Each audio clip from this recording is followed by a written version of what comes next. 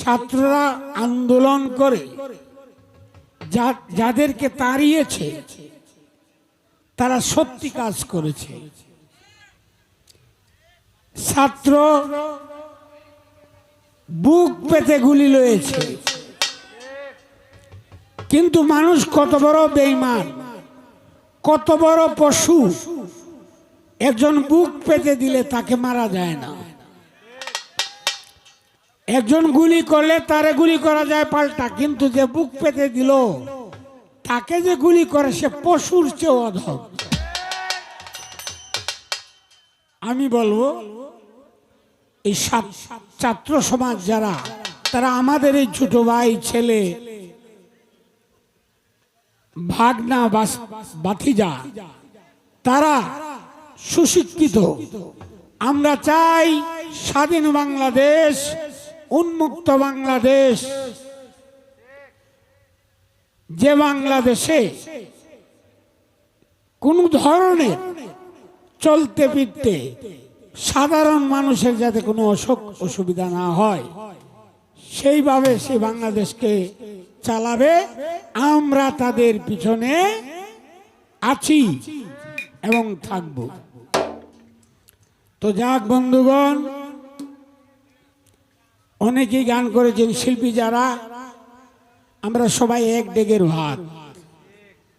এখানে ছোট বড় এর কোনো মাপ কাঠির জন্য এখানে কেউ আসে নাই। সকল শিল্পীদের প্রতি দোয়া রেখে, বাদকদের প্রতি দোয়া রেখে আমি আমার অনুষ্ঠানের কাজ শুরু করতে যাচ্ছি। আল্লাহর হস্তে আমার জন্য সকলে দোয়া করবেন। আপনারা আমার মানুষ, আমি আপনাদের মানুষ, এর চেয়ে বড় যোগ্যতা আমার দরকার নেই। ধন্যবাদ সবাইকে। আপনারা যদি এভাবে নীরব থাকেন, আমাদের শিল্পীরা ভালো ভালো গান আপনাদেরকে উপহার দেবে। ধন্যবাদ সবাইকে। আমি তো এখানে শিল্পী যারা, সবাইকে তো আর ধরতে পারি না, একজনকে ধরার মতো জায়গা আছে, আমার ভাতিজা সুলেমান সরকার। একটা গান গাইছে, দয়াল আমার ওই পথ দিয়ে আসবে রে, ওই পথ। এরপর এই গানটার মধ্যে একটা কথা বলছে, দয়াল আমার দূর দেশে পাঠাইলা কোন সাহসে।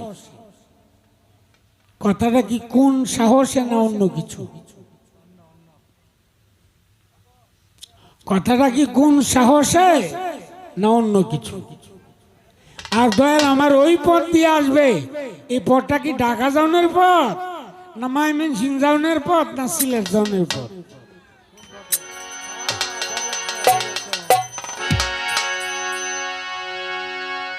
গানটা বই বই শুনলাম, যে কারণে আমার ভাতিজারে একটু পরীক্ষার লাগিয়ে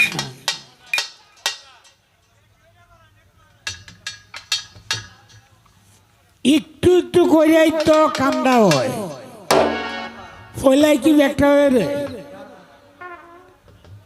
ভাত খাইতে গেলেও দেখবেন প্রথমে ভর্তা, মাছের ভর্তা, পরে মাছের বাজি, পরে মাছের তরকারি, পরে দেশি মুরগ, আরো কত কত কিছু,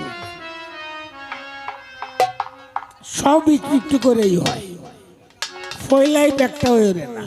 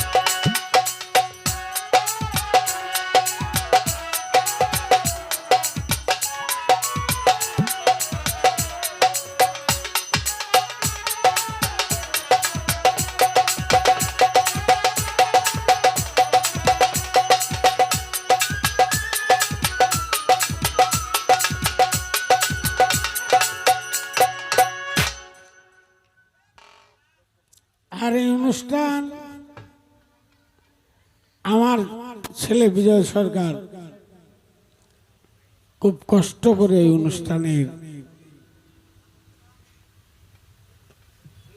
করার মতো কষ্ট করেছে, আমি বুঝেছি।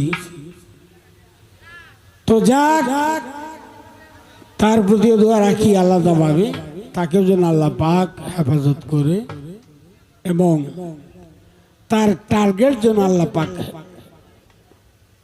ফিল আপ করে সে যেন তার টার্গেট মতো যেতে পারে। ধন্যবাদ সবাইকে।